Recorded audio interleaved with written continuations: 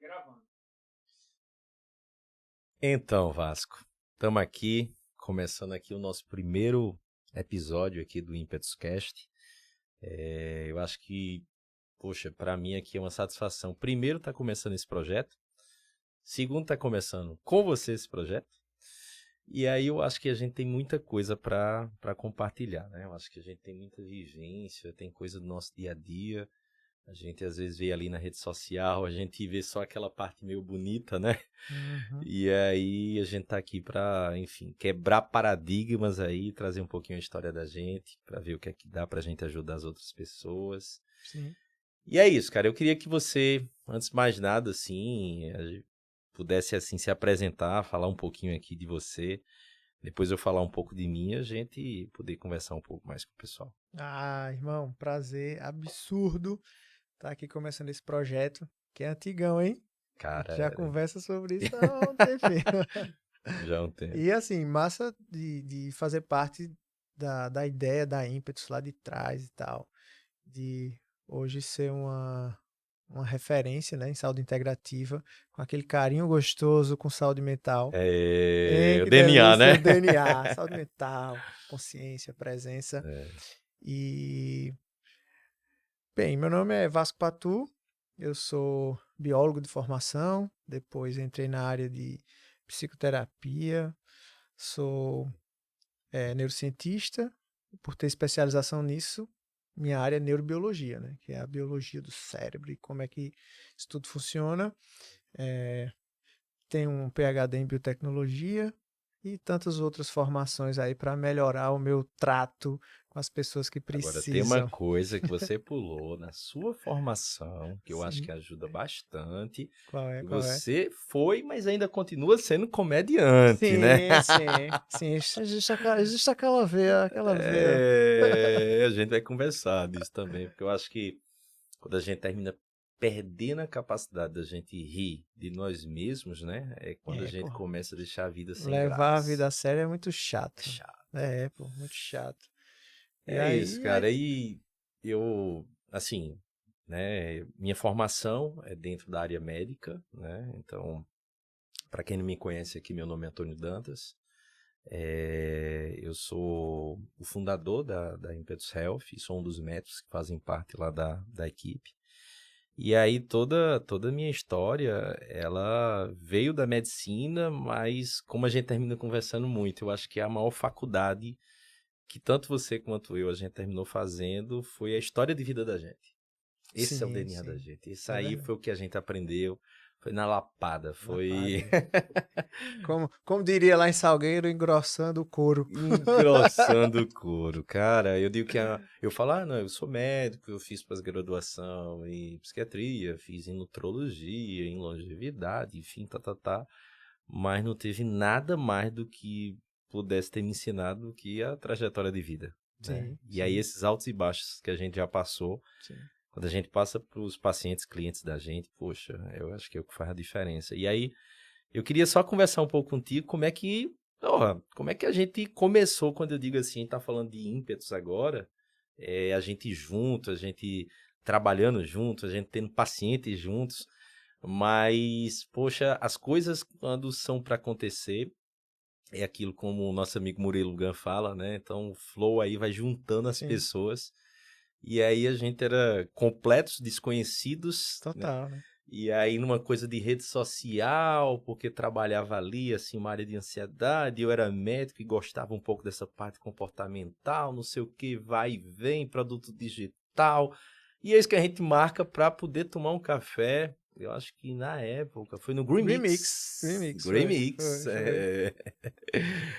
foi. o amigo Ricardo Canela, exatamente. A gente foi tomar café, foi conversar, né? E aí você tava mostrando ali, eu digo, caramba, o cara entende um monte de coisa. Babado é profundo. Babado é profundo. E aí, de lá pra cá, eu acho que aquelas coincidências significativas foram, acho Uns que, 5 anos já, né, irmão? unindo mais a Uns gente, 4, né? 5 anos já Uns essa 4, 5 brincadeira, hein? anos já. Daqui a pouco a gente se falava, e depois ficava se falando no telefone, É. amadurecendo a ideia de um, do outro. Porra, a gente vai trabalhar junto em algum Em algum momento. momento, Tem, eu acho que da rock é isso aí, dessa parte de ansiedade, de medicina, de não sei o quê, que e a gente vinha amadurecendo, né? Muito. E aí, depois de um tempo, acho que a gente já próximo, quando a gente foi entender um pouco a história de vida da gente, a gente foi, tá de brincadeira, né? Meu irmão, as similaridades do contexto. Muito, cara. Aí a gente viu Bom, que a gente tinha muita coisa em comum é, e acho que daí foi quando a gente disse, porra, vamos fazer algo pra gente trazer um pouco mais da essência da gente, né? Não é, ser aquela coisa assim, vamos falar agora de ansiedade, ansiedade é isso, isso e isso. é Olha, verdade. e tais medicamentos são importantes, Uhum, então, pô, vamos trazer um pouco o Vasco Patu também Pessoa, o doutor é, Antônio aqui, o Antônio Dantas Pessoa, pô. E na verdade a gente se conecta por essência, né? por essência. E não por título. Exato. Não, Exato. nem. Ah, meu título é isso aqui, 38 diplomas. Uhum, hum.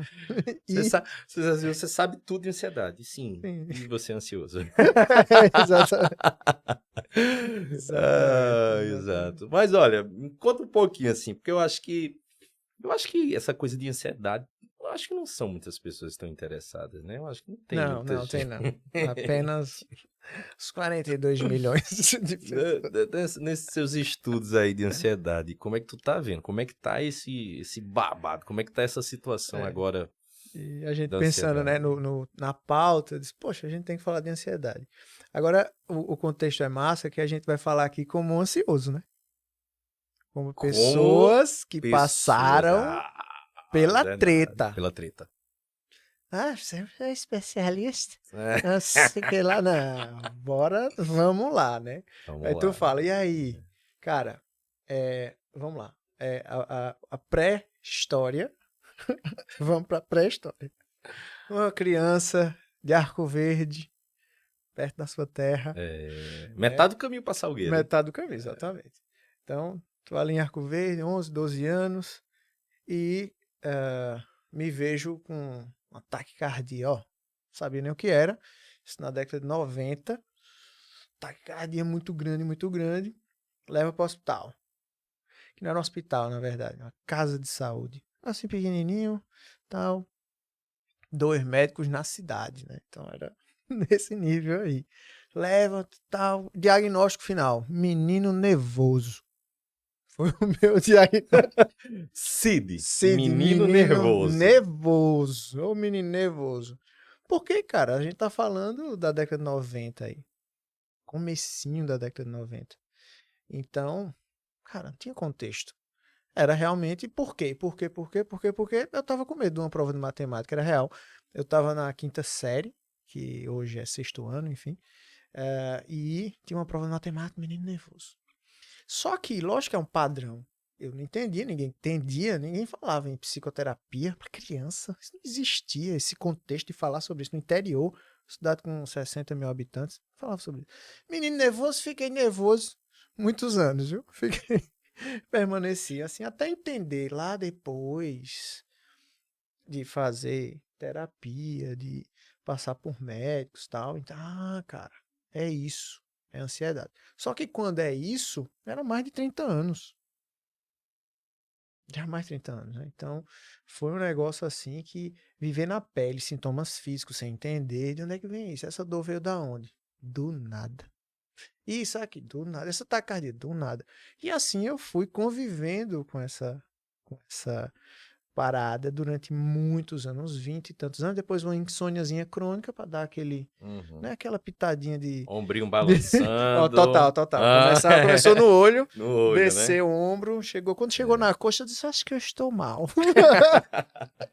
Acho que tem alguma Cara, coisa tem errada. muita gente que chega assim e diz, olha, eu acho que eu tô com alguma coisa diferente, porque meu olhinho ele fica assim, ele não para. Tem algum remédio? Mas vamos lá, meu filho. Vamos começar, né? Vamos começar E do aí, pô, aí início. comecei e tal, aí foi quando, aí teve aquele grande, eu ia, fazia os processos e tal, mas ela era como se fosse algo que fosse maior do que eu, entende? E foi quando eu decidi, quando meu primeiro filho nasceu, tenho dois, então quando Vitor nasceu, que juntou um contexto de trabalho, primeiro filho, e esses sintomas que não paravam, sem eu entender o fundo do processo, foi quando eu disse, caramba, eu preciso melhorar. Eu preciso usar as habilidades que eu tenho. Eu já tinha um doutorado, já era pesquisador. Mas eu preciso pesquisar isso. Nem sabia que era algo tão é, de tanto impacto no Brasil, não sabia. Eu falava? Eu não falava para as pessoas. Quando eu disse à minha mãe, nunca imaginei. A gente guarda essas paradas, a gente não fala. E aí foi quando eu disse, cara, eu vou pesquisar. Eu tinha uma linha de pesquisa na universidade de câncer de mama, na época, com mais de 14 trabalhos publicados. O negócio tinha caminho. Só que eu disse, cara, eu tenho que pesquisar algo que eu me melhore, né? E foi quando eu caí mesmo de cabeça numa pesquisa profunda sobre o que era, de onde vinha, como é que faz, tratamentos.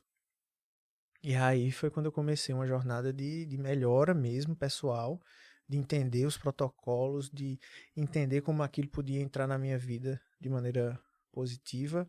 Aí tem a cereja do bolo do departamento do nada, que é um departamento que nosso amigo Murilo Gun fala, que é diretamente do céu, que tem o nome do nada, já que ninguém sabe explicar de onde vem. Então, meu filho, o mais novo, o segundo filho, vem um anjinho azul com autismo e a gente se aprofunda no estudo do comportamento para ajudar ele. A gente teve o diagnóstico dele com 1 ano e 6 meses, mais ou menos.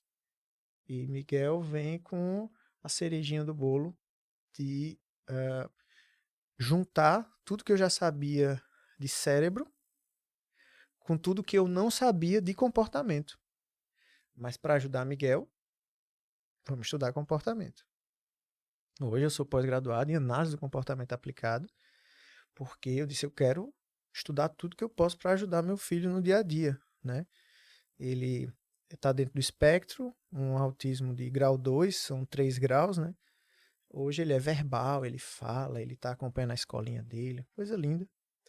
E quando juntou as duas coisas, aí veio o encaixe, de eu entender, caramba, o comportamento modula a neuroquímica do cérebro. E aí começa essa história de melhora pessoal e de melhorar a vida dos outros, né? É verdade. Eu acho que quando eu acho que o que mais gerou identificação foi porque a gente foi estudar para a gente poder se compreender, Exatamente. Eu sei de umas né? histórias boas suas do É, passado. Eu acho que as pessoas vão gostar de saber suas tretas, as suas as minhas tretas. tretas. Rapaz, eu acho que hoje quando o pessoal fala, mas você tem uma fala tão pacata, é tão calmo, Menino, calma. né? Você é um cara tão centrado. Aí eu disse, mas não era. Eu acho que o processo, quando veio de construção, para eu tentar entender o que era ansiedade, vinha de algo que, naturalmente, eu vim de uma família do interior, onde existia uma cobrança, né, muito grande relacionada aos estudos, né? Então, você poder crescer, você fazer uma boa faculdade e tudo mais. E eu me lembro que a resposta a essas situações de provas, de situações que você precisava, né, constatar o teu aprendizado e tudo mais, era algo que me incomodava. Mas era algo que eu aprendia e sabia de alguma forma ali poder lidar. Só que a grande situação da gente poder sair de um contexto relacionado da ansiedade natural, uma ansiedade que as pessoas podem ter, Adaptativa, né? adaptativa, para uma ansiedade que seja doença, é quando essa ansiedade começa a gerar prejuízo social. E Perfeito. aí a brincadeira muda, porque aí o negócio, essa ansiedade já está tomando uma outra proporção. E aí, quando eu não passei no meu primeiro vestibular para medicina, isso eu estou falando em 2000, eu tinha estudado bastante, eu me lembro como fosse hoje, eu estudava num colégio chamado Contato. A minha nota do vestibular foi a mais Ei, alta. mais uma sincronicidade. Depois a gente pode falar mais sobre isso, mas a gente conversando, povo. E aí a gente, rapaz, do interior, do interior. Pai, meu pai trabalhou na Emater. Ah, o meu O meu também. também, né? Minha mãe É era professora, né? professora, trabalhava na GEL. A minha também. Também. O nome da tua irmã? É igual a mim. Tudo. É verdade, verdade, Ah, muito bom. verdade. E E aí, aí, sim, contato. aí contato, Anos né? 2000, também Anos estava lá. 2000. Aí eu estudei muito, cara. Eu estudava assim, E eu dormia 11 horas da noite para acordar 4, 5 horas da madrugada para poder estudar antes da aula, né? Então eu se matava, eu era magro, a mesma estatura que eu tinha, só que com uns 20 quilos a menos. Eu já sou mais magrinho, então era raquítico.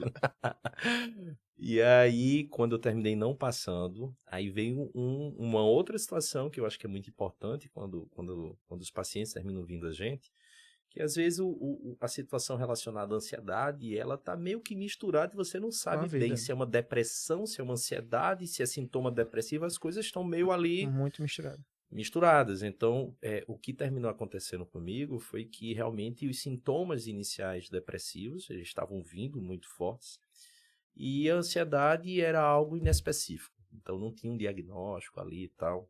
Tu tinha aquele quadro de tristeza mais profunda, melancolia, isolamento. Melancolia, um pouco mais de isolamento, porque juntou o fato de eu não ter, na época passada, no vestibular, e aí minha mãe tinha tido, naquele mesmo ano, o diagnóstico de câncer, e aí realmente foi algo que foi difícil administrar, estou falando aí com 17 anos de idade, né? Então a frustração de não ter passado, lidar com uma doença que, estou falando 2000, 99, 2000, então assim, diagnóstico de câncer era quase um ultimato de morte, só vai Sim, morrer, sim. então você vai morrer em vida.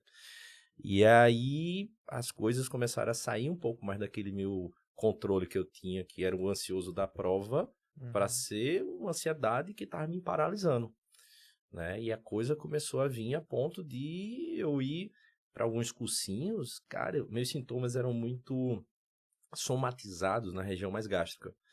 Dor E no às vezes, estômago, dor no vômito. estômago, vômito, meu Deus do céu, eu cansei de, tipo, durante o caminho, parar no lugar, vomitar e continuar, mas era algo que era ruim, náusea, e aquilo ali estava começando a me paralisar, ou seja, vinha uma sintomatologia, vinha um mal-estar, e aquilo ali era sempre associado a alguma situação, ou seja, estar em contato novamente com o estudo, fazer uma coisa ou outra. E o que é natural do mecanismo de defesa? Você às vezes começar a não querer mais aquele gatilho. Exatamente. Aí você termina se isolando. Evita. Evita. E aí foram anos em que eu frequentava os cursinhos, mas eu não conseguia estudar. Eu pegava no livro, já vinha aquela sensação, mal-estar, taquicardia, vinha aquela coisa toda.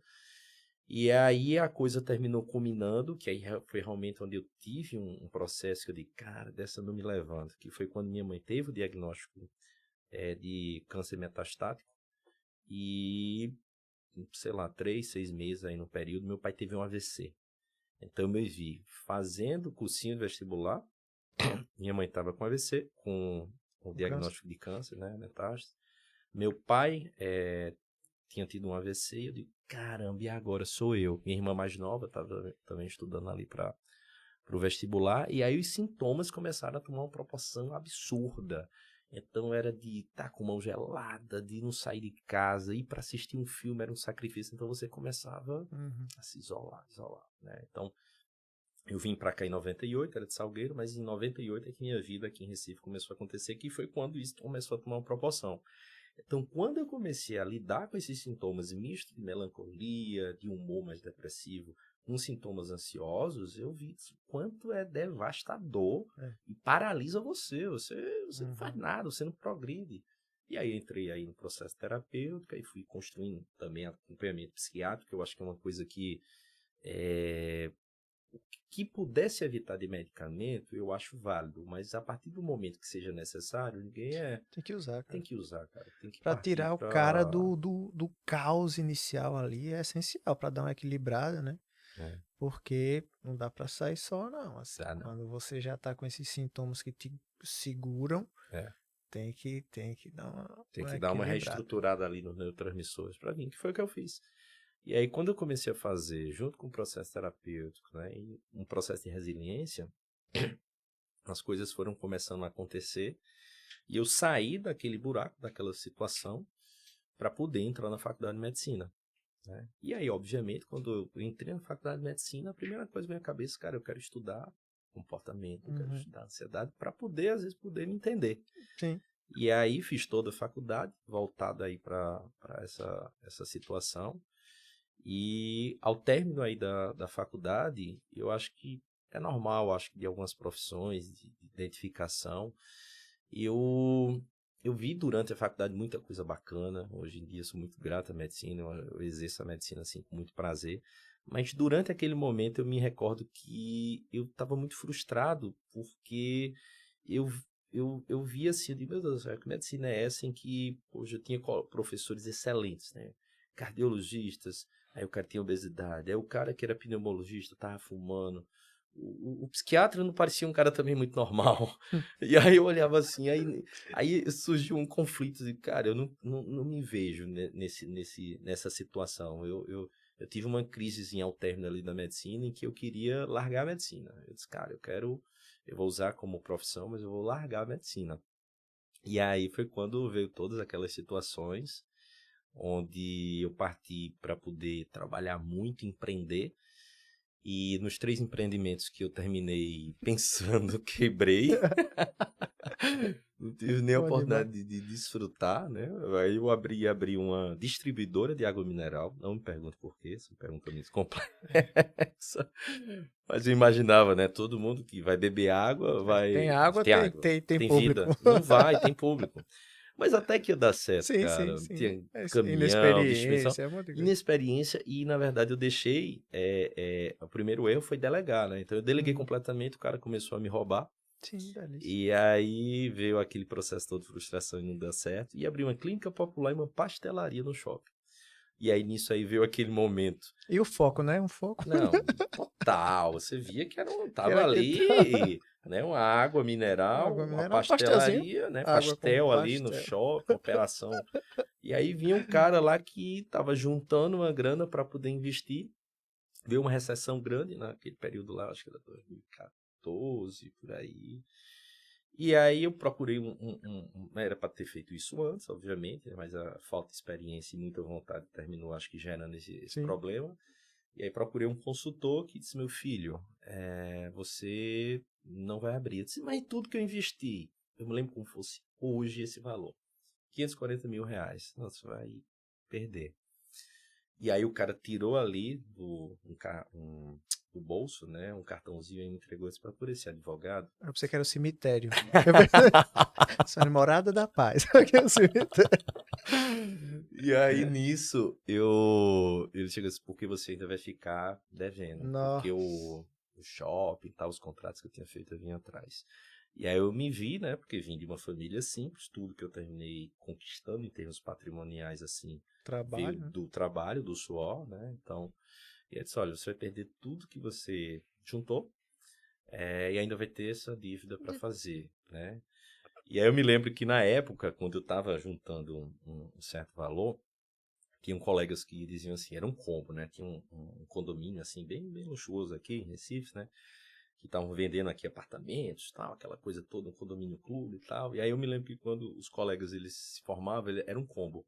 Era uma 320i, Sim, uma sim. É BMW e um BMWzinho. apartamento. E o doutor Antônio lá, pá, juntando.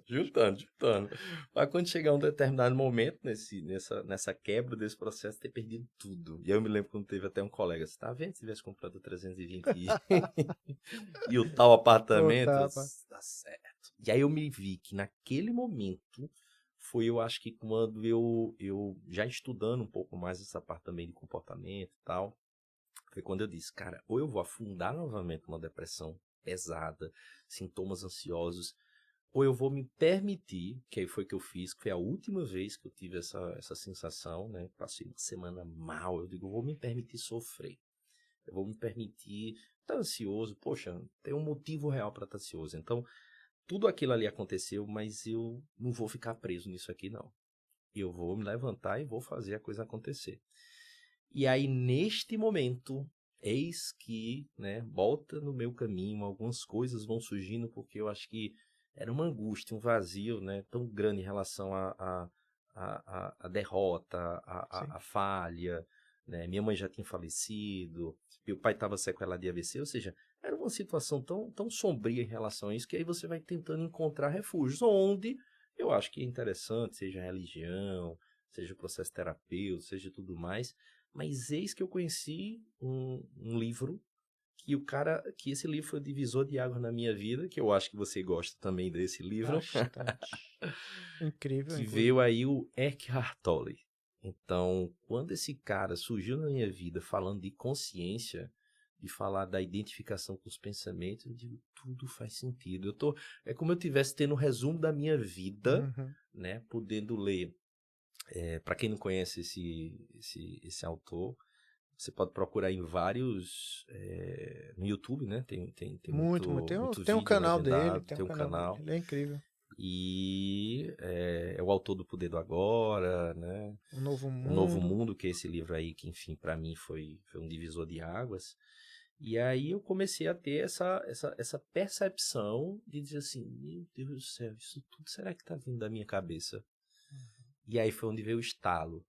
E aí veio, quem sou eu? Né? Será que eu sou o que eu tô pensando ou tem alguma coisa a mais que tá escutando? Aí veio uma reviravolta É. ali, só que essa mexida fez de tal forma comigo que aí eu me tornei a pessoa que eu sou hoje. Uhum. Que eu cheguei e disse, não, para ser uma pessoa mais tranquila, ser uma pessoa que consegue de alguma forma ter um certo controle emocional em grande parte das situações, mas também, que é o que eu acho que a gente quer compartilhar, ter os momentos da gente que a gente tem, dos momentos de inconsciência, E faz parte do jogo, né? que faz parte, né, Vasco? Com Conta aí. certeza, faz parte do jogo.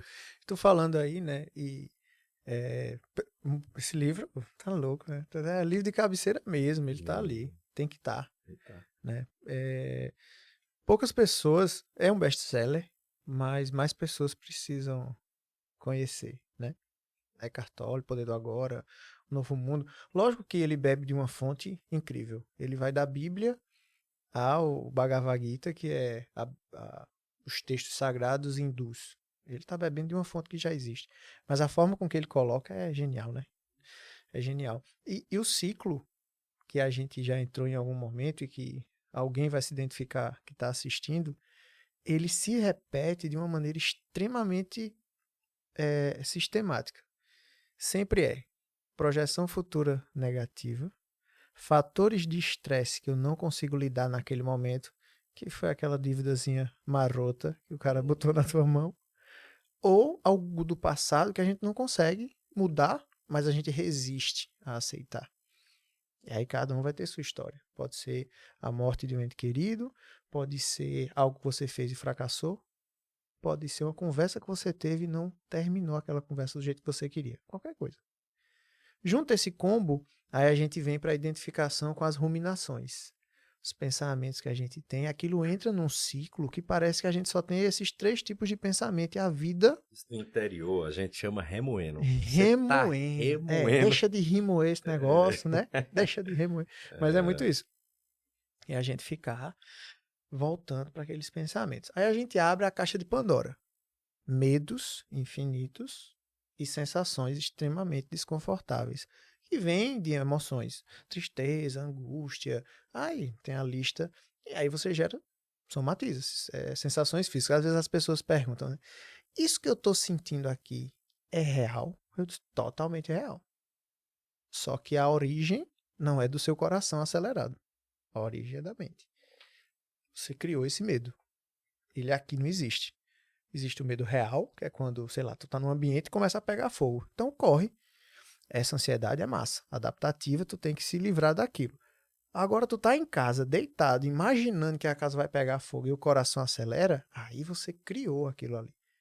E não E deixa de ser real, porque realmente a pessoa está você sentindo sente. aquilo ali. Você sente mesmo. Seu Interessante corpo sente. que isso que você colocou, o que eu mais percebo é que esse processo do ciclo, mudam-se os processos, mudam-se as situações, mas assim, o cronograma de primeiro vir isso, segundo Sim, vir isso, terceiro vir isso, quarto vir isso, é a é mesma igual. coisa. É É igual. igual. O meu lá atrás, o primeiro foi prova, que gerou uma insegurança em fazer aquela prova. E eu ficava pensando, e se eu falhar? O que é que meu pai vai dizer? E se der errado? E se eu não conseguir passar? E o coração começa a acelerar porque é uma situação de defesa, de alerta, Sim, né? A ansiedade normal seria luta ou fuga, sim. né? Hormôniozinhos ali dão uma aumentada, né? Principalmente cortisol, adrenalina, outros neurotransmissores, e você fica em alerta, alerta, alerta, alerta. E aí gera aquela, eu preciso lutar contra isso, eu preciso resistir a isso. Que na verdade os fatos em si, eles são sempre neutros, né? Já diz Eckhart Tolle, o fato é neutro. Você interpreta como? Aí é teu. É. Sempre é a nossa interpretação. Quando tu já estava mais maduro, que tu se viu naquela situação, tu disse, tá, eu vou enfrentar isso. Resolvido. E naturalmente se resolveu, não Se é? resolveu. Tu poderia ficar na pilha, meu Deus, e agora? Quantas pessoas O que é que eu vou fazer com 540 mil? Não tenho onde tirar. Cadê minha BMW para eu vender? Não tenho para vender. Você poderia entrar num caos muito maior. Muito maior. Mas a maturidade te levou para um momento de bom não é. Ninguém vai negar. Ah, é ótimo, que delícia essa dívida. Ninguém vai, não vai negar isso. Mas você abraça, que caminho eu vou tomar agora? E aí é de onde vem a clareza, a consciência, o processo, o caminho que se abre, quando vocês foram colocando, campos foram se abrindo, porque você estava aberto para o campo, né? Pro campo. Porque justamente nesse momento, e não em qualquer outro momento, eu tive o contato, né, com a possibilidade de entender um pouco mais sobre consciência, do Eckhart Tolle, da situação de poder compreender um pouco a identificação dos pensamentos. Foi justamente aí, foi no momento que eu estava aberto. Foi no momento que eu digo, não, agora vai ser diferente. Então eu vejo que muitas pessoas, elas entram nessa pilha e elas às vezes até conseguem ter sucesso na vida, profissional, Sim. financeiro, de reconhecimento, mas elas não conseguem sair daquele ciclo, né, esse ciclo vicioso, e passam anos presos a esses sintomas ansiosos, onde por vezes eles vão sendo paliados ali com alguns medicamentos, mas sem tratar ali a causa, e isso dá uma sensação cada vez mais de frustração. Eu vejo isso muito em pessoas que têm sucesso.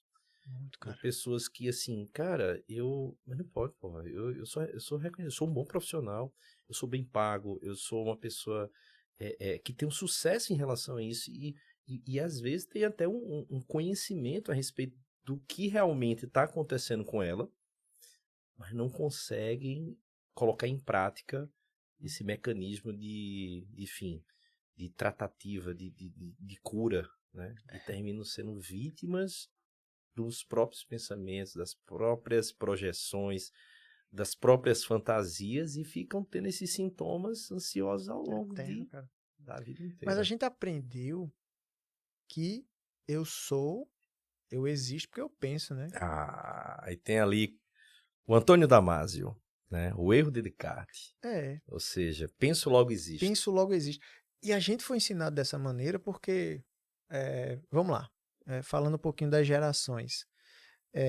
Nossos pais, eles viveram um limbo da informação. Década de 50, 60, 70, 80, olha, 40, 50 anos vivendo. A TV era o maior órgão informador, né? Informativo. E era só isso. Beleza. Então, toda a nossa educação é baseada no que eles aprenderam ali no cotidiano e com os nossos avós, que aí a gente já está jogando para comecinho do século XX. Nossa. Aí, que são baseados nos bisavós, ou seja, 3 gerações nossas atrás, a gente está falando de 1800 e alguma coisa. Esse é o reflexo de quem tem agora por volta de 40 anos. E aí? E os meninos aí de 20? São reflexos da mesma geração. Ah, é um erro. Não, não é questão de erro. É uma questão que o mundo mudou exponencialmente. Não é mais o mesmo mundo dos nossos pais. Aliás, não é o nosso. O nosso a gente pegou meio mundo de uma forma, até os 20 e pouco, e os outros 20, outro mundo. A gente viu a transição, né? Perfeita, né? A gente era adulto já, É. adulto jovem, mas a gente viu uma transição de que mundo é esse? Meu Nossa, Deus. que mundo é esse? E as informações, hein? Meu Deus. Informações e tal. E aí todo mundo dizendo, não, você é o que você pensa. É isso, o seu pensamento. Aí chega aquelas coisas. Você pensa e você materializa, existe. O seu pensamento atrai. Mas ninguém explica como, né? E aí tá esse embaralhado. A identificação com todos os pensamentos é uma realidade. Pouco dos bons e muito dos ruins. A identificação são com os ruins. Porque aí tem algumas explicações científicas, é algo, um resquício evolutivo de defesa mesmo. A gente precisou estar perto do negativo para sobreviver. Então existe um reflexo natural. Só que agora a gente não precisa estar com a faca na mão caçando, né? Uhum. Mas a gente ainda tem a mesma. Cara, hoje eu tava treinando de manhã e a conversa hoje é dia de luta. Vamos pra luta. Que luta, irmão? Tu vai pra que luta? A luta. E eu pergunto, que luta? Qual a luta? Não, eu vou trabalhar. Aí eu disse, "Oxi, e a luta? É a luta, se tu trabalha em quê? Não, vou pro consultório. Difícil, né? Não, mas é assim, porque diz, mas a expressão é de luta. Luta e fuga, né? É. Eu acho que eu li outros 2 livros desse neurocientista Antônio Damasio. Um era O Mistério da Consciência e o outro O Erro de Descartes. E aí, essa situação, né, da gente viver uma vida que eu acho que essa transição que a gente terminou pegando, a informação, poxa, era carta, Carta por carta. telegrama, era, né? Então existia um tempo até, eu acho que de amadurecimento de algumas situações para que aquela informação chegasse ali e você pudesse processar e Uhum. tal, né? Então hoje uma coisa acontece de um lado do mundo, agora sim é É imediato. imediato. A repercussão do que hoje o que antes você fazia, às vezes demorava um certo tempo, tanto a positiva quanto a negativa, para poder se construir, mas Uhum. existia um período de maturidade. E aí eu não estou nem dizendo nem que é bom nem que é ruim. Sim, É um é o fato. fato. É o fato O de ter fato é que aumentado. você faz uma coisa errada hoje e tem uma publicação numa rede social, alguma coisa, aquilo ali ele pode destruir a sua vida Uhum. de forma em segundos. Como às vezes pode terminar virando a chave, gerando oportunidades de uma forma que a gente nem imagina. Então, a velocidade é outra. E eu acho que à medida que as pessoas elas têm essa identificação dos pensamentos, que sempre existiu, não é novidade Não. agora, mas diante dessa exposição, eu acho que de tanta informação, da gente ter que saber tantas coisas, da gente ter que lidar com tantas coisas, que hoje em dia, se eu não tiver tantas curtidas e comentários em tais fotos, as pessoas não gostam de mim, ou eu sou uma Gera pessoa que frustração. não sou uma pessoa influente em determinada situação. Então, a gente começou a ficar muito refém disso. E as pessoas sem saber lidar com essa velocidade absurda ainda no processo de identificação com os pensamentos. Só que assim, quando a gente fala isso, parece que é um negócio assim, fácil, mas assim, é algo extremamente complexo em que a gente que tenta fazer esse exercício meio que diário, a gente se pega às vezes em determinados momentos sendo completamente inconsciente, completamente se identificando com os pensamentos. Eu vou dar uma questão bem prática para ficar uma coisa assim mais palpável. Meu filho mais novo, né? Ele tem TDAH. O Lucas, ele termina não tendo o déficit de atenção, né? Termina pedagogicamente assim, estando muito bem, só que ele é muito hiperativo, né? Então, o cérebro dele funciona de uma forma diferente. Então, Uhum. o processo dopaminérgico de recompensa, ele está aqui, 5 minutos abusou, ele quer um novo estímulo. E aí ele vai saindo, vai saindo, vai saindo. Então, exige realmente uma capacidade para você lidar com essa situação. E às vezes, né? Só que aí qual é o lado bom de às vezes você exercitar meio que diariamente Sim. o processo da consciência?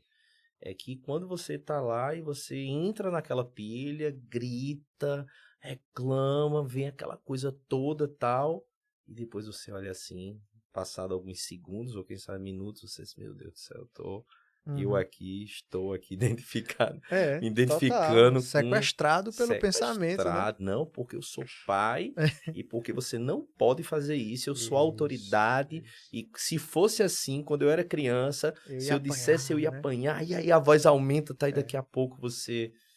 Caramba, eu tô sendo inconsciente aqui. é. Então, assim, mesmo para quem é uma pessoa que já conseguiu construir uma bagagem relacionada a isso, e que procura fazer as leituras, procura colocar em prática, a gente termina sendo refém. Uhum. E para as pessoas que terminam não se importando em ir atrás, aí que são 100% Sim, refém dos pensamentos, né? sim, sim. Até Seja porque positivos ou negativos, né? é uma questão de cultura, né?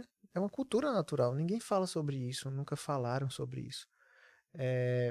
E a gente, até nos artigos científicos, eu até mandei para tu, recentemente, eles fazendo a revisão total da medicamentosa, né? O que é que se usa hoje em relação a medicamentos e tal. Quando eles falam do ciclo, dentro do ciclo, eles não falam da identificação. Veja, a ciência não fala da identificação com os pensamentos. Fala preocupação excessiva. E o que é preocupação excessiva, se não uma vinculação direta ao pensamento que gera a sensação de preocupação? Mas eles não têm clareza ainda no texto científico mostrando que é essa identificação, né? Então é uma parada que a gente precisa construir ainda com muito carinho com as pessoas, até para dizer, caramba, eu não sou isso que eu pensei, não. É mesmo, eu tô olhando o pensamento, né? Eu percebo quando eu penso, exatamente. Você não pode ser o que você percebe. Cara, e é tão assim relaxante, e é tão gratificante quando você tá consciente, quando você tá naquele momento assim de tranquilidade, a respiração flui de um jeito, as coisas acontecem e rapidamente daqui a pouco você volta para o estado de inconsciência, você volta para aquele estado que você, enfim, aquele vai e vem, mas quando você experiencia, né, aquele momento que você está presente, né, você começa a dizer, poxa, é verdade, verdade, ou seja, eu acho que, se eu não me engano, foi Sêneca que falou que os problemas, e realmente acontece, eles são problemas porque eles acontecem dentro da mente da gente. A gente Sim. maximiza a questão dos problemas em si. Então, o medo e tudo mais acontece muito mais do que, na verdade, na realidade, no fato O real, fato real é o menor fato do que o que a gente do conta, que a né? gente faz essas projeções.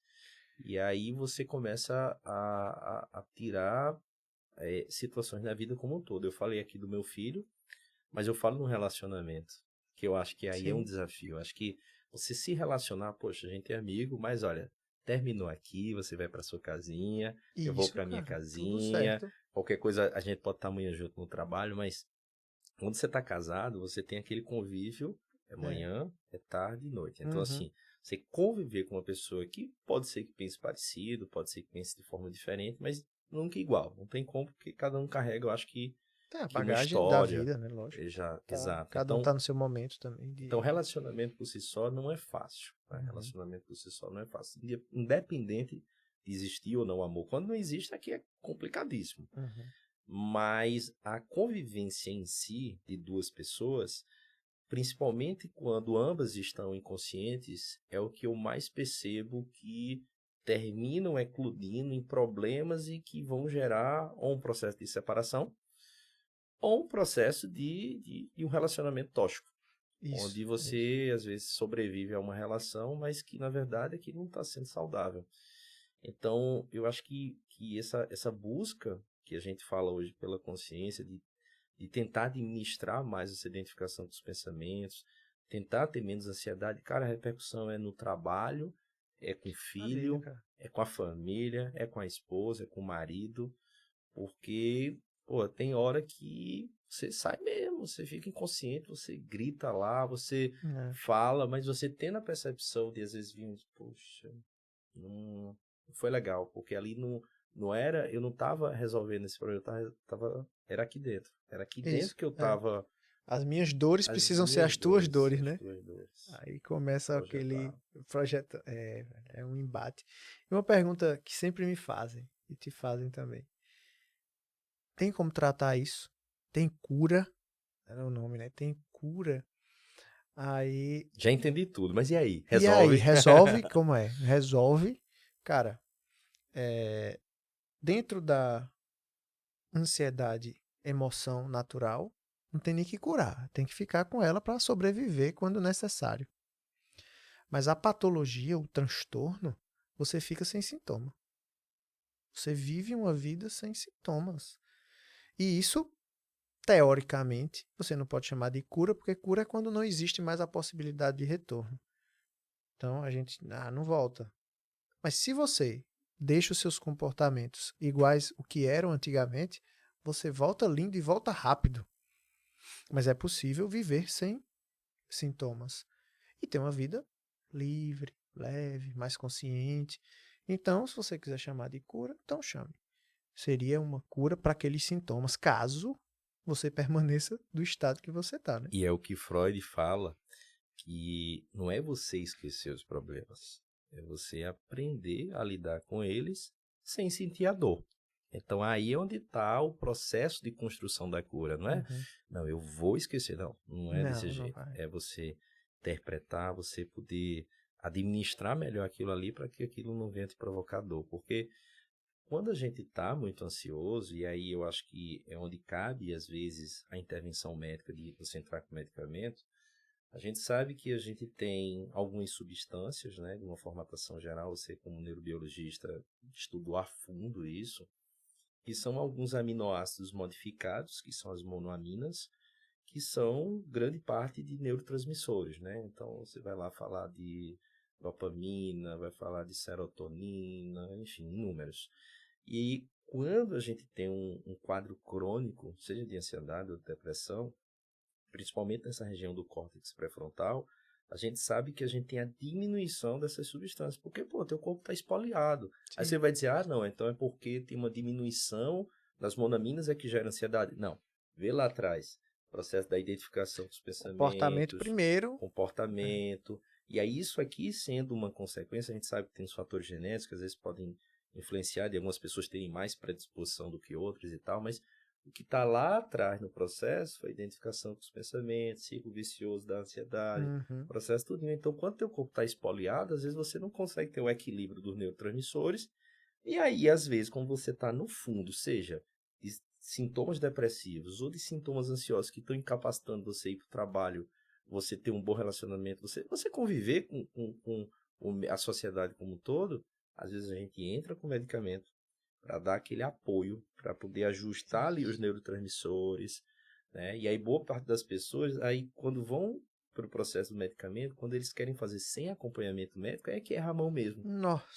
Que aí vai para os benzodiazepínicos, vai lá para o estágio preta, é que não resolve nada, porque a ansiedade, quando ela é um transtorno, ela é tratada com antidepressivo, para poder ajustar os neurotransmissores, para te dar uma oportunidade de fazer alguma coisa, como um processo que você termina fazendo, um processo terapêutico, para você tomar consciência, saber lidar com o ciclo vicioso, e aí sim você poder ter o processo de cura, às vezes até sem remédio. Exatamente. E a gente fala de inconsciência, né? Aí o mecanismo, ele é muito de trazer para a inconsciência o mecanismo natural do processo ansioso no cérebro, né?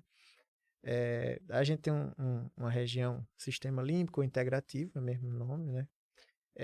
Que gera todas as nossas emoções e lembranças que a gente tem que são negativas. Amígdala, hipotálamo, Exatamente. Aí a amígdala, que é o gatilhozinho do medo, que gera esse desbalanço de cortisol, norepinefrina, adrenalina no final, né? Que são os hormônios e neurotransmissores mais estressores. catecolaminas e É, tal. eles se conectam diretamente com o córtex pré-frontal, tirando a consciência, eliminando o teu fator crítico de dizer, mas não está acontecendo nada. Ele tira esse fator crítico, joga você completamente nas emoções e você Você vira uma marionete das das emoções. emoções, porque ele tira o teu crivo e as pessoas dizem, mas eu sei que é. Sabe? Mas o teu córtex que analisa isso, o pré-frontal, que é o que é que eu quero fazer agora? Tomada de A consciência, tomada de tomada de decisão, decisão. o caminho que você tem que ir. Aí ele diminui, realmente diminui, inclusive, a quantidade de glutamato, que é outro neurotransmissor, muito comum no nosso cérebro, Excitatório e diminui no tal. córtex pré-frontal. Diminui. Se eu estou diminuindo a consciência. E eu viro emoção. Eu tenho que fugir. Aí eu digo, tu vai fugir de quê? Se é da tua cabeça mesmo. Tu vai deixar ela onde? Não dá pra tirar. Aí eu fujo. Fujo pra onde? Não tem como fugir.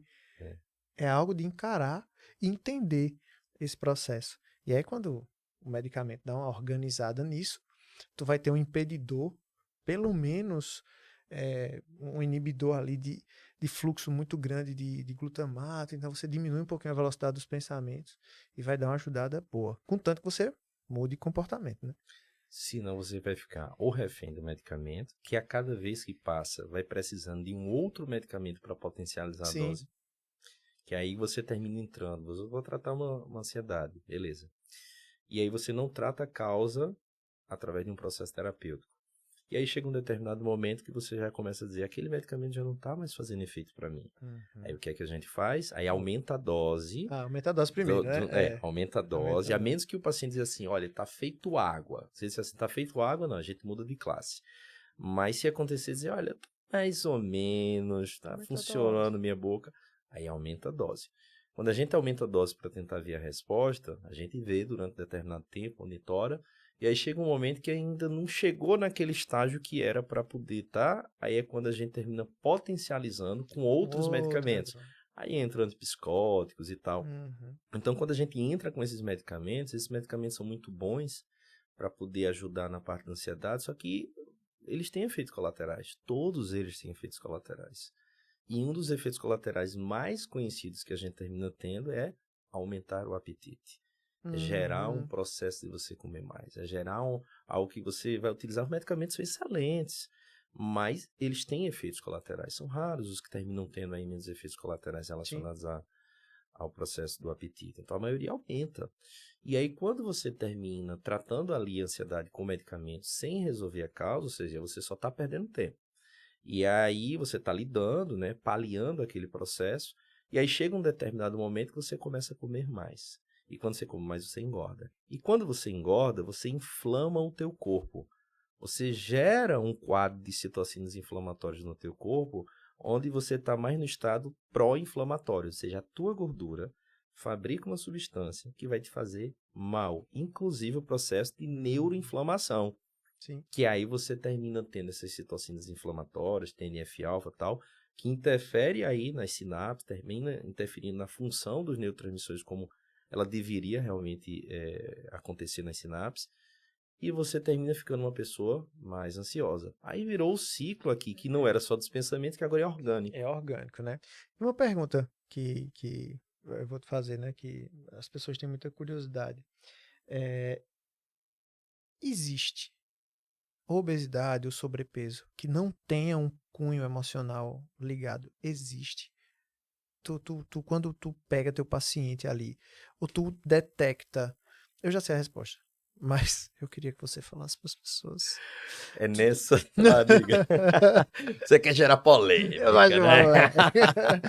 Mas eu já ia dar a resposta, mas quando tu tá lá, o teu N de pacientes, quando tu faz aquela análise crítica. Tá. Veja, eu vou falar baseado na minha experiência. Isso, sua experiência. Vou falar também um pouco a respeito da ciência. Quando a gente vai falar em obesidade, né, a ciência da obesidade, ela coloca que existem fatores genéticos, hoje a gente consegue identificar alguns genes, existem fatores relacionados à parte comportamental, existem fatores relacionados à parte psicológica, enfim, a construção da obesidade hoje ela termina sendo multifatorial. E aí eu acho que, assim, depois de atender uns 10 mil pacientes aí nos últimos anos, eu acho que consigo ter um pouquinho ali de capacidade de poder entender um pouco como funciona, já que eu tendo em emagrecimento. E aí eu cheguei a uma conclusão ao longo desse processo de atendimento desses inúmeros pacientes, que o componente psicológico, o componente emocional, não estou tirando que o componente genético, existe o uma componente facilidade, metabólico, né? claro. Aí você vai falar com uma pessoa que tem um problema lá da tireoide, vai falar com uma pessoa que tenha uma hipofunção testicular porque não produz testosterona de forma adequada. Bem, você vai falar ali das exceções, você vai terminar encontrando algumas patologias que vão gerar realmente uma predisposição maior de você engordar e estar acima do peso. Mas o fator decisivo para a construção do processo de obesidade é emocional. Então, eu vi que o percentual ele supera e muito os 50%, chegando a quadro de ser praticamente 100% do ponto de vista emocional. Então, quando eu comecei a vislumbrar isso, e às vezes eu falo com alguns colegas e falam, não, por que não? Porque tais artigos mostraram que isso, aquilo, outro. Cara, por tudo que eu terminei já vivenciando na área de emagrecimento, eu vi que a parte do controle relacionado às emoções, ansiedade, é a gênese da maioria dos casos de obesidade. Agora, quando eu digo a gênese, é a construção da obesidade, ela vem através disso. A partir do momento que a obesidade ela é instalada, aí é onde está. Pronto, veja só como uma coisa é uma coisa, outra coisa é outra coisa. Então, a construção da obesidade, a maioria das vezes, está relacionada ali à ansiedade. Sistema de recompensa, frustração, tratamentos onde as medicações por si só terminam gerando um aumento do apetite, etc. e tudo mais. Mas quando há uma construção da obesidade, aí o teu corpo muda o metabolismo. Ou seja, quando você está com obesidade, não é é só ter força de vontade, é emocional. Não, Tá, construiu a obesidade, você está completamente inflamado. Outra abordagem, né? Outra abordagem.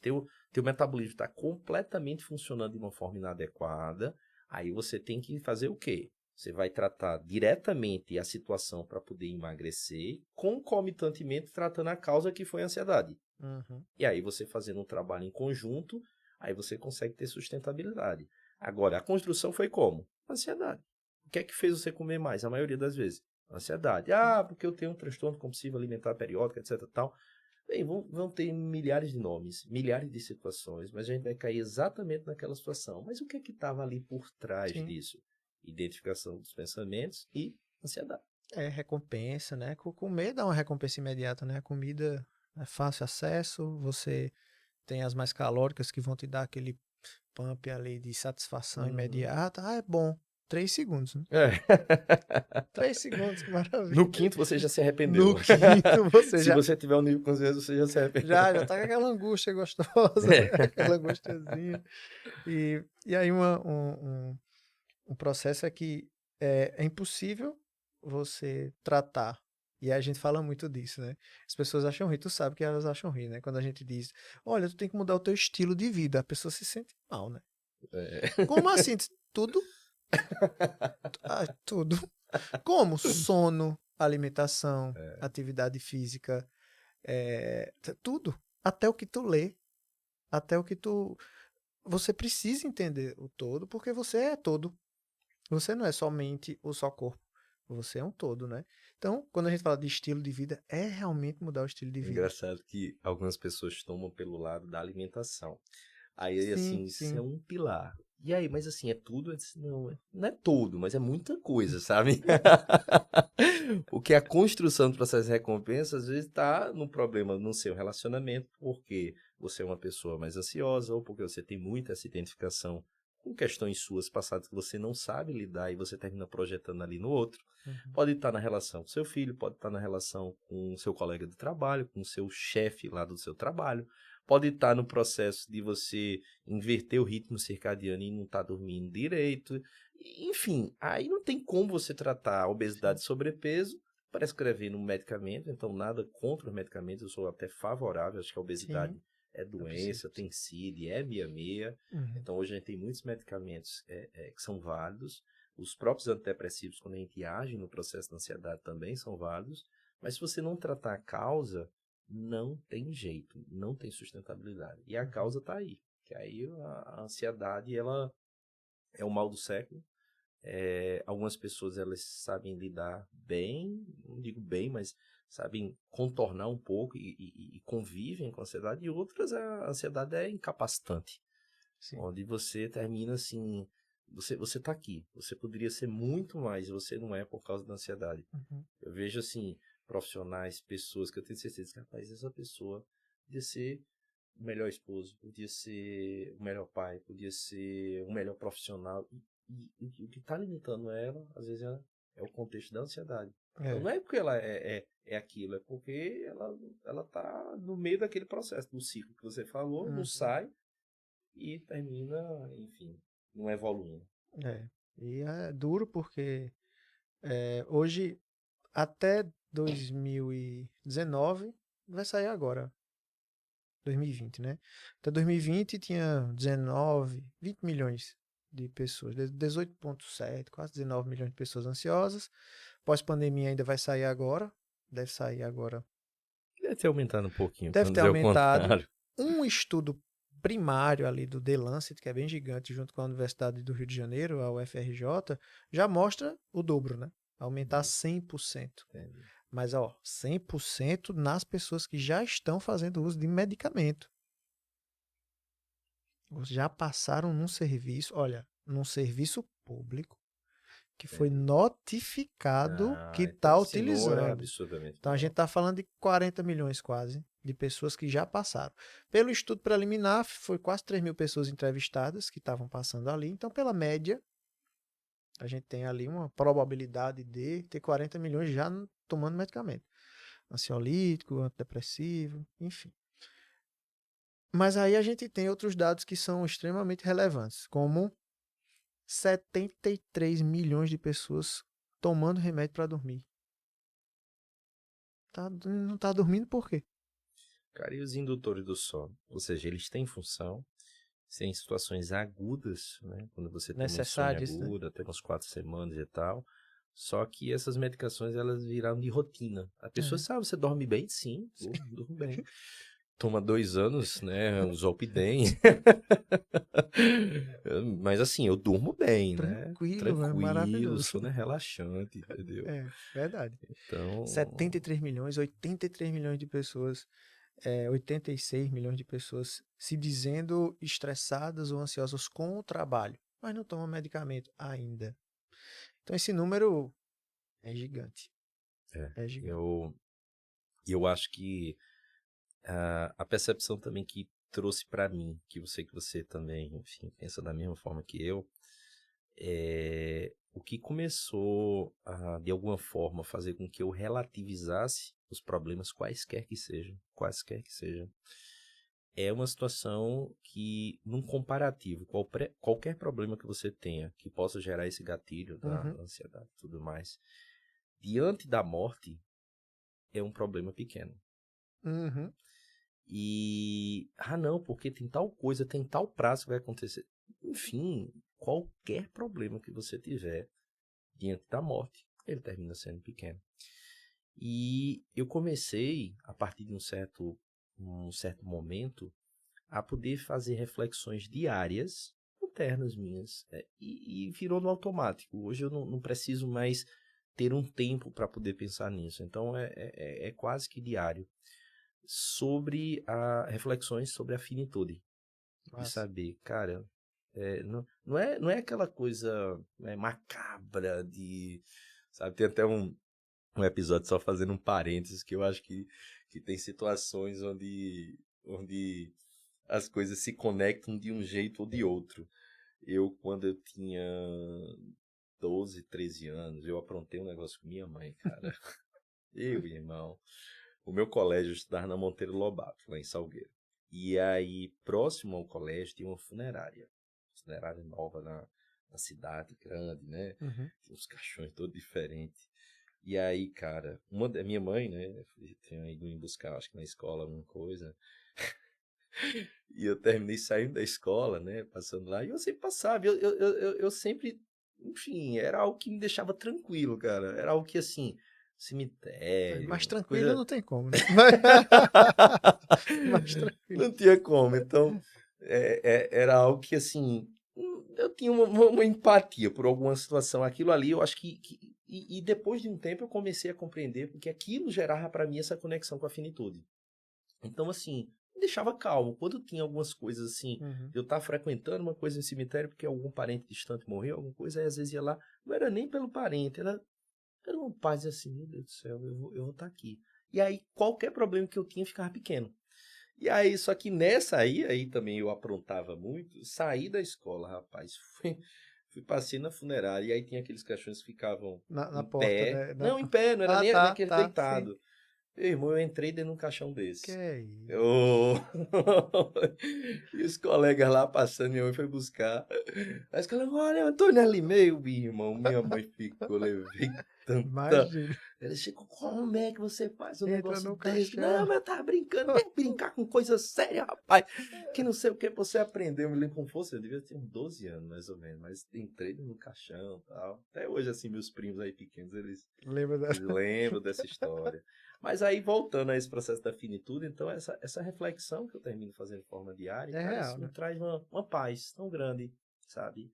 A ponto de lidar com a morte de pessoas queridas, entendendo que a gente está cumprindo uma jornada. Uhum. Então, esse grau de conexão que eu estou aqui com você, que eu tenho com outras pessoas e tudo mais, com família e tal, amigos, é algo que é temporário, pelo menos aqui na Nesse vida, momento, é nesse verdade. momento, Uhum. né? E aí, você criar essa conexão com a morte do ponto de vista positivo, você diz, cara, aqui é uma passagem, isso traz uma tranquilidade, isso traz uma paz, isso traz uma percepção, às vezes acontece de ter, naquele momento quando a gente está na inconsciência, vai dar tudo certo, tudo errado, tal coisa vai acontecer, e meu Deus do céu, e às vezes você também sente momentaneamente sintomas ansiosos. Quando eu penso um pouco nessa situação, isso já vai trazer uma calma. E aí depois disso eu vou entendendo às vezes que, cara, isso aqui tá dentro da minha cabeça. E aí é uma coisa que vai progressivamente me puxando de volta para o momento aqui presente. Uhum. Então eu sinto que a pessoa, se você é 100% presente, eu disse, não, gostaria. Nossa, é sonho, né, cara? É Queria, sonho, é sonho. queria. A terapia que a gente criou lá, ela é muito baseada nisso que tu falou. Corpo, não tem como a gente cuidar da mente sem cuidar do corpo. Eu não vejo como, de verdade.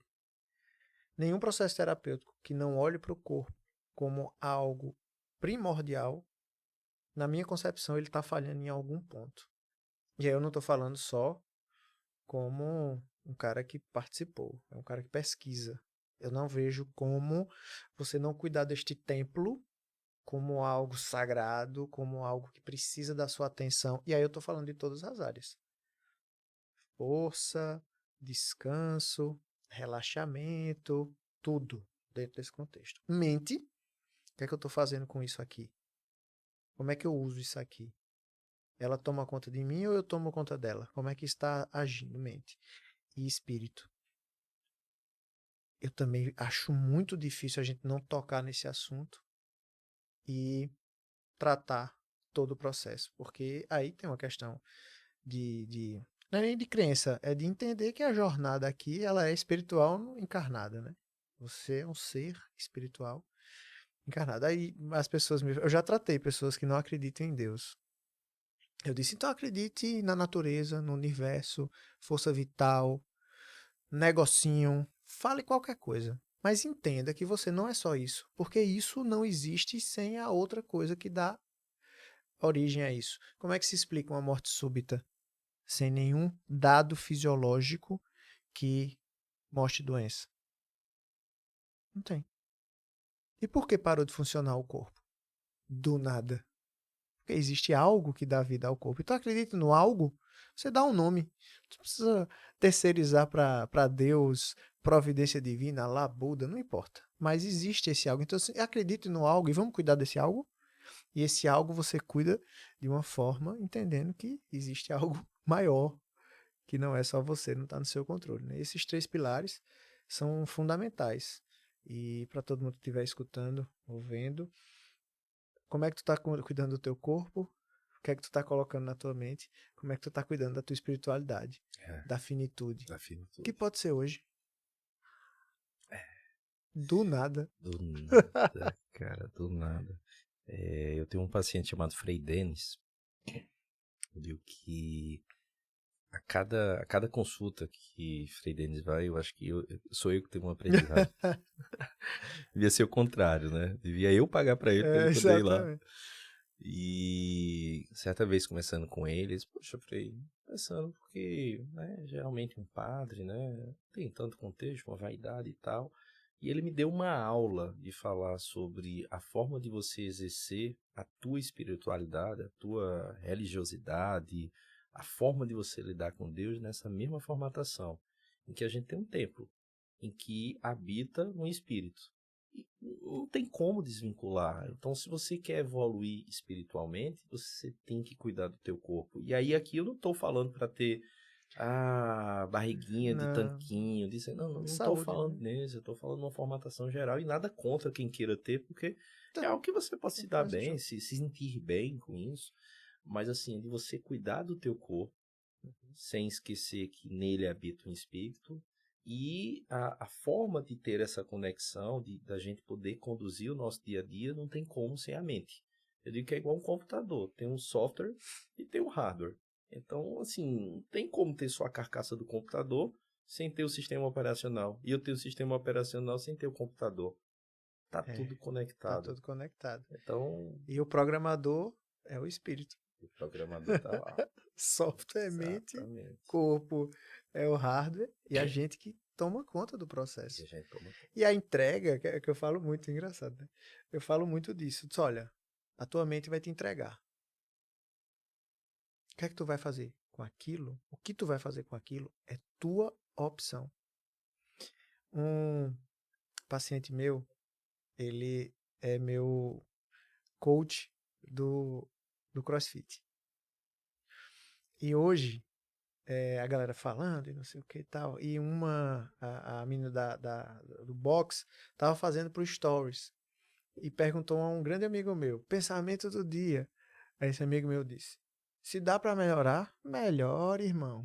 Achei massa e tal.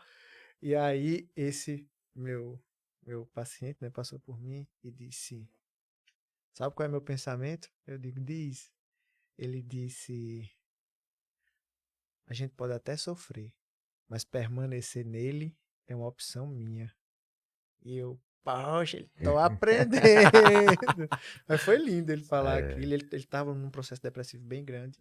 E hoje ele tá ótimo. Cara, e isso aí que você É falou, lindo, né? eu acho que é o cerne do processo de cura, que eu digo para os meus pacientes que a partir do momento que você toma consciência do que aconteceu com você, ou dos problemas que terminaram sendo gerados para você, porque a gente tem uma linha terceirizadora muito grande. Ah, porque meu Sim. pai? Ah, porque minha mãe? Ah, minha formação. E aí, quando eu termino às vezes falando isso, às vezes eu sou mal interpretado, dizer, ah, você está querendo dizer que não tem influência. Não estou dizendo isso. Eu acho que às vezes tem situações que são bem críticas, bem complexas, né? De você carregar alguns traumas que terminaram acontecendo ali atrás e de você simplesmente, assim, não tem como esquecer aquilo. Vai construir, vai fazer parte da tua vida até a sua Pra morte, sempre, sim. né? Para sempre. Mas a partir do momento que você toma consciência que aquilo ali pode estar provocando em você uma percepção de um mal-estar, desses sintomas ansiosos, sintomas depressivos e tudo mais, você termina sendo coparticipante do processo que aconteceu com você lá atrás. Ou seja, você também tem uma parcela de culpa porque você tem essa consciência. Então, cabe a você chegar ao momento e dizer assim, não, que foi o que aconteceu comigo quando teve aquele processo em que depois de algumas crises de ansiedade, depressão e tudo mais, eu me vi numa situação de, caramba, eu não estava esperando agora por isso aqui, não estava no meu planejamento ter 3 investimentos, eu quebrar, ficar ainda devendo e tudo mais. E aí, nessa situação, passei uma semana aceitando, né? Aceitando aquele processo de dor, de estar mal, de estar ansioso, de estar recluso. Mas depois eu cheguei e disse, não vai ser assim. Ou seja, cheguei e disse, não é dessa forma. E aí eu vou dar um outro caminho. O que é que eu vou fazer? Não sei, mas não é dessa forma. E eu acho que desse jeito, antes mesmo de saber o que vai fazer, que eu acho que as pessoas que estão assistindo ou escutando a gente de alguma forma, pode terminar um processo disso tudo que a gente passou aqui conversando, desse episódio do podcast, para tirar para si que, bem, eu não sei qual é a realidade dela, não sei o que é que pode ter gerado. A gente conversou muita coisa aqui falando sobre elevar o nível de consciência, identificação com os pensamentos e tudo mais, mas assim, se ao término desse processo chegar alguma pessoa aqui e disser, cara, faz sentido para mim, e eu vou dizer assim, não quero, pô, já valeu. Sim. Já valeu, porque Muito encontrar a forma de poder fazer é o segundo estágio. O primeiro momento é você ter a percepção, você não tem como ajudar uma pessoa que não quer ser ajudada. Até chegar a possível, dizer né? assim, cara, mesmo que seja para dizer, não, parou, vou procurar ajuda. Pode ser que seja o melhor caminho, porque às vezes sozinho às vezes é complicado, enfim, como a gente conversou, sem processo terapêutico, às vezes tem medicamento e tal, Importante. mas é chegar a dizer assim, dá o basta, dizer, parou. Agora a Exatamente. brincadeira é Perceber outra. aquilo, tem que procurar a tua trilha, né? Bem, a gente ajuda, né, papai? A gente tenta, A né? gente ajuda, a gente Agora ajuda. eu queria só encerrar, porque eu Sim, conversei lá no início E aí eu queria trazer, enfim, uma percepção. Como é que foi aí o Vasco Patu comediante? Nossa, cara. Salve Gustavo Pardal aqui, que deve estar assistindo, Murilo Cara, Gun. Murilo Gun. Cara, Conta aí essa eu, história. eu, 2007, eu acho, fui pro Rio de Janeiro passear e vi um show de Rafinha Bastos, na Rafa, época do CQC e tal. Eles estavam fazendo muito stand-up, trouxeram, né, Danilo Gentili e ele e Aham. tal. Trouxeram esse gênero. Quando eu olhei aquilo, eu achei muito interessante a forma de fazer piada, né? A gente tá acostumado com piada. E eu Aham. olhei aquilo, caramba, que negócio interessante. E fui pesquisar o que era. Tinha pouca coisa ainda no YouTube. Vê, 2008. Pouquíssima coisa, muitos americanos e um ou outro stand-up de Danilo Gentili e Rafinha Bastos. Eu achei interessante aquilo e disse, caramba, eu vou pesquisar sobre aquilo. Vi um livro, procurei, vi um livro, baixei. Na verdade, não tinha baixar. Eu comprei o livro. Demorei a chegar porque ele só tinha inglês. Chegou, eu comecei a ler o livro, achei super interessante. Pesquisando, achei Murilo começando a fazer stand-up aqui em Recife. Gustavo Pardal era Gustavo Pardal, Renato, que é o irmão dele, Renato Bartolomeu. Renato Bartolomeu, Rodrigo Marques, com os ideais da comédia, começando também. E eu mandei mensagem para todo mundo. E aí, bem pequenininho, disse: caramba, faz um texto aí e manda pra gente. Aí eu mandei um pra Murilo, ele: péssimo. Vamos, manda outro. Aí, tá bom. Aí mandei outro: gostei, lê esse livro, tá, vem fazer aqui com a gente. E comecei a fazer em 2007 para 2008. E comecei a fazer, e os meninos tinham um evento, a gente ia. Depois ingressei num grupo, Tripé da Comédia, fazia também. Hoje, se eu fizesse os meus textos, eu estava preso. Eu estava completamente preso, cancelado, a ímpetos da polícia, ó. Porque era diferente, João. Outra época, né? Impressionante como mudou. Mudou. Eu fui olhar e um amigo da minha esposa, menino, eu achei teu. Ele é fã de stand-up. Ele disse: eu achei teu Então, marido lá no YouTube, um vídeo com 12, 13 anos atrás. sim. E aí disse: pesado. Textinho pesado. E era natural, né? Falar era engraçado, como muda completamente assim. Mas eu trago pra vida, foi maravilhoso. Que bom, Trago cara. pra vida, foi um momento maravilhoso e Trouxe pessoas gosto demais. ótimas, né? E pra tua Sim, cara, não, convivência e incrível, tal. foi bom demais, bom demais. Show de bola, cara. Então, acho que assim, a nossa primeira missão aqui, para poder iniciar, dar esse pontapé inicial, né, do Impetus Cast, eu acho que era um projeto que a gente já tinha há muito tempo.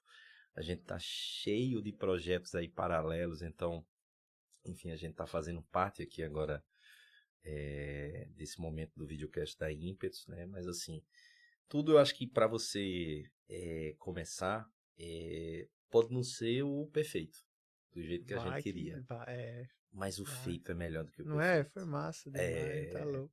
Então dá esse pontapé inicial e a gente vai depois conversando mais outras coisas da vida aí, Massa ansiedade, demais. consciência. Exatamente. Sigam a gente, né? Nas redes sociais. Sigam a gente nas redes sociais. Essencial, Exatamente. essencial. Isso aí é Essencial. essencial. Vasco Patu. @Dr. Antônio Dantas, tudo Pronto. junto. Tudo junto. Ímpetus Impetus Health, também. impetus.health, É. tudo junto e misturado. Tudo junto. É nóis. Vamos embora. Simbora, papai. Aí.